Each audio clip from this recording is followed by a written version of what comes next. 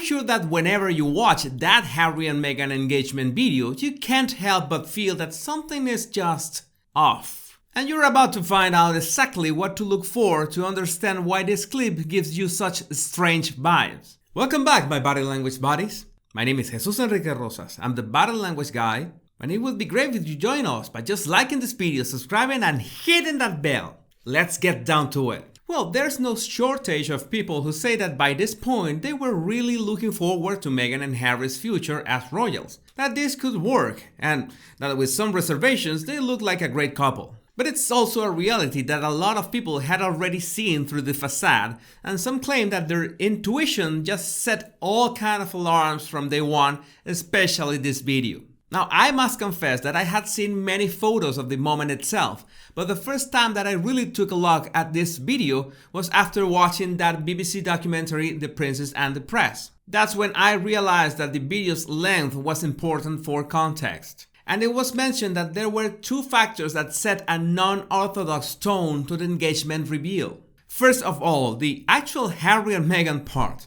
They walking in, saying hi and going away lasts less than 90 seconds. That's basically nothing. And the other factor is that the reporters and photographers had to stand on the other side of a pond. Now, when you're analyzing behavior, body language is just one part of the picture. In fact, body language is one subsection of nonverbal communication that is a more general and complex term. And in the two factors that I've just mentioned, first we've got length or time of exposure, and second, proxemics, or what is the distance at which the interaction happens. It's not so hard to figure out that the closer the interaction happens, the warmer and more personal it feels.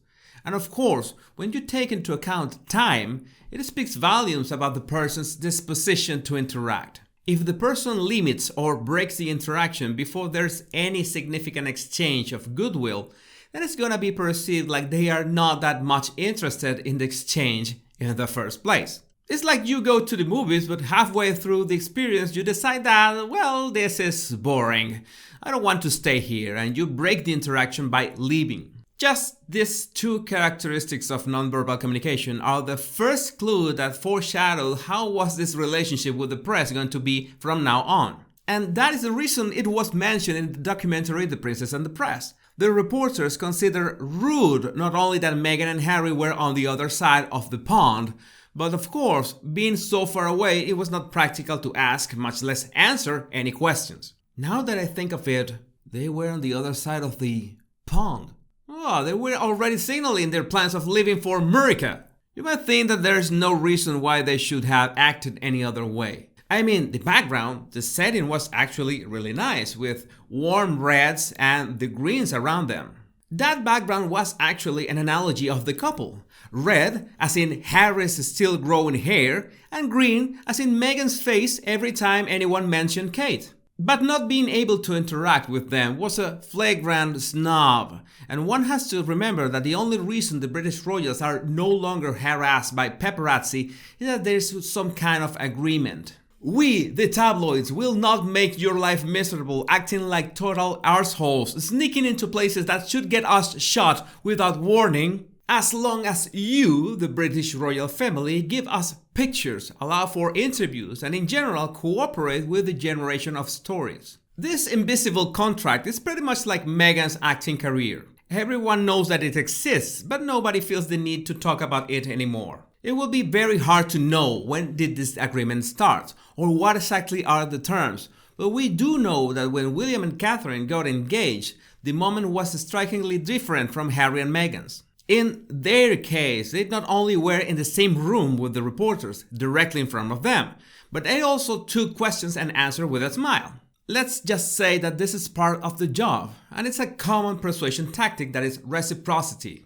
If you want something, in this case, the tabloids, to behave in a civilized manner, you have to throw them a bone or two. Give them pictures, or at least more than just a few seconds to snap pictures before going away. And please, for the love of God, do not put them right in front of a big, murky, filthy big block of whatever that is. Now, this clip has a lot of body language signals, including Meghan leaning away from Harry like he got bad breath. And I should do a dedicated video about it. If you want to watch it, just show me some love with the like button. But one body language signal that they displayed is that they turned their backs on the reporters. When they entered the garden, they walked in from the exact same angle as William and Catherine, from the left. Remember that this is the direction that we read, from left to right. So if you are walking in that same direction, you're implying a forward movement, a movement towards the future. So far so good, right? But as soon as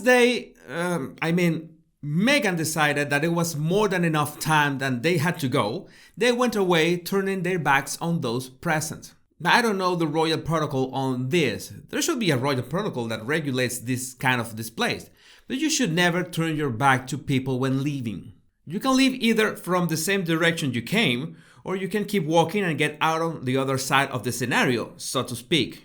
And this was Kensington Palace. I'm sure there could be any other kind of configurations or setups that they could have planned so it didn't look like this. This is awkward. William and Catherine did not have this problem because they were quite literally with their backs to the wall. So, unless they can walk through walls like David Blaine, then there's no way they could have given their backs to the reporters. Most probably, they left from the same side they entered. It was Harry and Meghan did it in 2 stages. First, they were standing right next to the edge of the pond, and I'm sure the photographers were asking them to at least stand in a higher level so the big block of slimy green stuff would not block the way. Or maybe it was a miscommunication. It was so far away that one of the photographers shouted, "We've got a problem with that big block of murky green stuff." And Harry replied, "How dare you call Meghan like that?" And they stormed out, finishing the exchange. As usual, recollections may vary. Speaking seriously, I want to stress the fact that people vastly underestimate the way nonverbal communication can condition our perception. And this is something that I'm absolutely sure that Kensington Palace advisors would have suggested a different approach. I wouldn't doubt for a second that this was Meghan's idea. I don't buy into the narrative that Harry is terrified of the clicking of the cameras, because in fact he was actually trying to talk to the reporters. Props to him.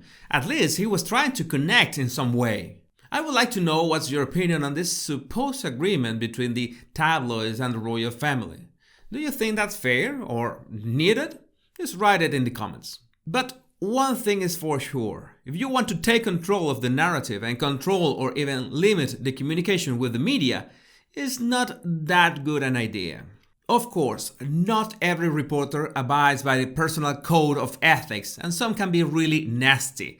But when you have the slightest intention of making an impact in the world, like they have claimed so many times, you cannot forget that your relationship with the media is part of the job, because they are the ones that put your words and images out there. It's a symbiotic relationship that doesn't always work, but when it does, everybody can win. If you want to refine your observation skills, all you have to do is download my 100 body language tips right in the description of this video.